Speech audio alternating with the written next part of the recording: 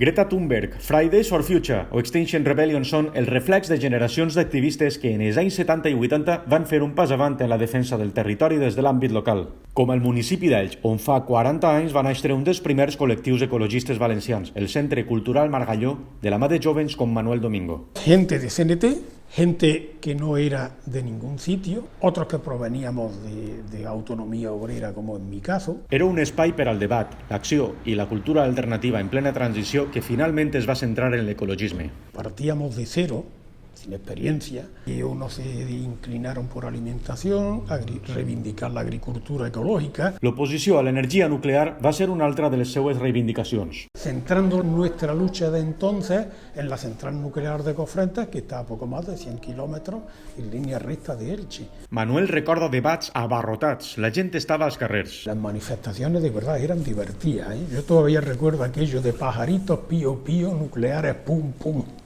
Avui, amb el nom de Margalló Ecologistes en Acció, el col·lectiu no només continua en marxa, sinó que celebra el seu 40 aniversari amb diverses activitats. Aparte de charlas, pues también talleres como el de compostaje que hicimos hace un par de semanas, o bueno, actividades como esta de reforestación que hemos hecho esta mañana. El dissabte 21 de desembre celebraran com a colofó una festa final d'aniversari. Un pequeño homenaje a toda esa gente que todavía está en el colectivo, al pie del cañón durante tantos años. La situació ambiental continuarà d'actualitat. Sempre hi haurà gent compromesa i que vulgui lluitar pel medi ambient, per la cultura. I en Margalló es disposen a complir molts anys més.